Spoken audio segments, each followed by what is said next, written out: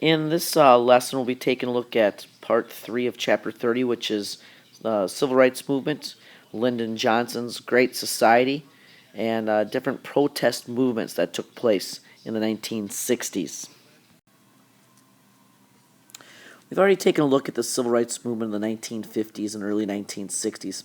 However, the Civil Rights Movement does gain some momentum in 1961 when CORE, or the Congress of Racial Equality, encouraged citizens to test a 1960s Supreme Court ruling that was supposed to have desegregated all interstate buses and train stations.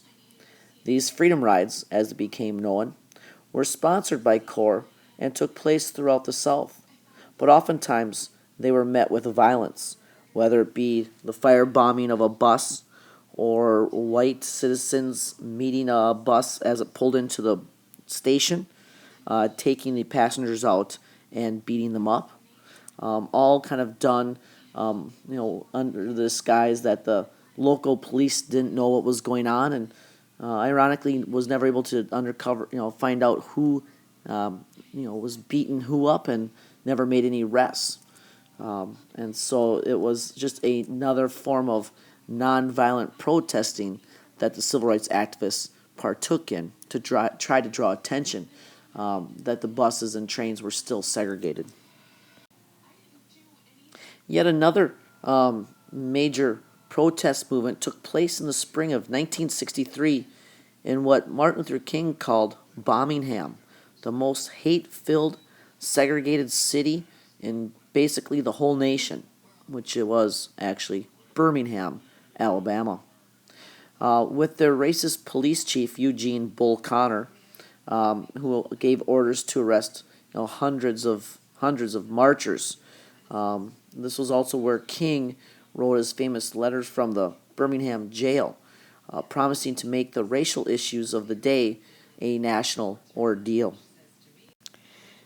After several days of marching and arrests, King called upon the children to lead marches, thinking that police wouldn't dare beat or arrest the younger children. However, as you can see, under the guidance of Bull Connor, the police let loose their dogs, fire hoses, to try to punish and scare the marchers off. Now, all this violence being done towards these peaceful protesters kind of awakened the nation to what was going on and opened the eyes of President Kennedy at the time, which sparked him to actually begin to take a firmer stance against the racial injustices. Later that year, Martin Luther King kind of heads one of the most memorable marches and gatherings ever in August of 1963 in a march on Washington to protest unfair employment practices, high unemployment rates for African Americans, lack of freedom and equality, in which over 200,000 Americans converged on the nation's capital to celebrate and commemorate the 100th anniversary of the Emancipation Proclamation, where King gave his famous speech, his I Have a Dream speech, in front of the Lincoln Memorial. With his vivid, descriptive, passionate speaking, King obviously brings more attention to the civil rights movement than just about anybody else, and it made quite a difference. For even sadly, at Kennedy's time of death in November of 1963, the civil rights legislation that he had started to push for was well on its way passing through Congress. And with Kennedy's passing, it fell onto the shoulders of Lyndon Johnson to see that the legislation passed. And as Senator Greene of Rhode Island found out, as you can see, the Johnson treatment, as it became known as was able to get votes when needed. And whereas Kennedy didn't want to offend and would be more likely to back off after the first no that somebody wouldn't support, Lyndon Johnson was more persistent. After years in the Senate and serving in other capacities, he knew how to get what he wanted.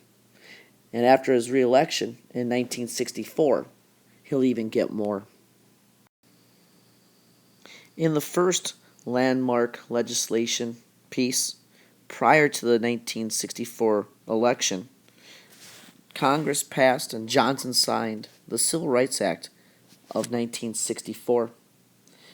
This act, signed on July 2nd, made it illegal to segregate African Americans in all public facilities. It also established an Equal Employment Opportunity Commission to try to lessen racial discrimination in business and employment. And yet, even with that bill signed into law, King and Johnson both knew there was more work to be done. And with that, Johnson plans on running for re-election in 1964, pushing the idea of further civil rights legislation, and advocating for more money to be spent on what he calls the war on poverty, which through tax cuts and a wide variety of programs that will be established will eventually help reduce the ranks of the poor by nearly 10 million people between 1964 and 1967.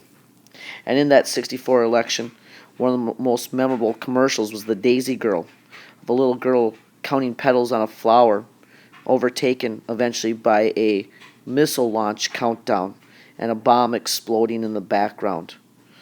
Controversial, but drew attention to the fact that Johnson's candidate that he's running against, Barry Goldwater, was advancing a very hawkish, foreign policy, and championed the belief of using nuclear weapons if need be. And as you can see here, by the election results, that 64 election wasn't very close at all, whether it be the popular vote and even more so the electoral vote. And what eventually results is the Voting Rights Act of 1965, which bans literacy tests and provides for federal registrars in areas to help African Americans sign up to be able to vote. And yet, even with this act passing, there will still be many obstacles to truly protecting that right of vote. However, even with those obstacles, you can see the effects of the Voting Rights Act by the registered African American voters in 1960 in red and opposed to those registered in 1966 in blue. And in some states like Mississippi, you can see a 695% increase in the number of voters registered. So it really was a very major piece of legislation. With his election in 64, Johnson now creates what becomes known as the Great Society. These are his social pieces of legislation aimed at the war on poverty. These include programs aimed at some of the most basic necessities, things like education, healthcare, food, and housing. Head Start was a program aimed at helping preschoolers obtain some preschooling before they entered kindergarten to give them a chance to be more successful once they did enter school. Several others, Medicare and Medicaid, dealt with providing health insurance for needy Americans. A big one being Medicare, which provided health insurance for elderly people over the age of 65. Additionally, Johnson also got passed several new cabinet departments, one including being in the U.S. Department of Housing and Urban Development, which obviously helped with homes and public housing, which continued the fight or war on poverty. Another one was also food stamps, and then also Job Corps, which would provide jobs to high school dropouts or at least training to try to qualify for jobs. In the long run, however, all these new programs took a lot of money, and government spending continued to increase. And some people got upset that we tax some people and provide so much for others, or that Johnson was trying to do too much, kind of growing the size of government. But once the war in Vietnam was escalated under President Johnson, the money it took to fund that war was money that had to come from somewhere. And more often than not, it was taken from the programs of Johnson's Great Society. And because of that war in Vietnam, then Johnson sees his war on poverty kind of slipping a little bit, and not being as effective as he had hoped. And then to make matters worse, in 1968, after the Tet Offensive, people's support for the war lessened, and that took its toll on Johnson. And eventually, in 1968, he decides not to run for re-election. Now, even though at the beginning people kind of supported the war in Vietnam to try to prevent the spreading of communism and the belief of the domino theory, by 1968 that tide has turned and there was more anti-war protests. There were also protests of different kinds as well. The counterculture, or the hippies of the 60s, with the long hair, baggy clothes, make love, not war belief. The kind of turning to drugs and rock music, and just kind of bucking the conformity of the 50s, trying to be more individuals, was kind of this whole kind of cultural movement in itself. And you can imagine how the parents would have reacted to these new cultural trends that the youth were partaking in. Several other movements also kind of learned the lessons of the civil rights movement and the kind of tactics that were used. And one of them being the women's rights movement. In a very influential book written in 1963 by Betty Friedan, known as The Feminine Mystique, she puts forth the idea that housewives don't have to be happy just staying at home, and they can do more with their lives and go outside and earn jobs and earn their own paycheck. And she's really gonna kind of spark the women's lib movement of the 1960s. Another major group that will push for reforms will be Mexican Americans, and the kind of head or leader that kind of symbolizes that movement is Cesar Chavez.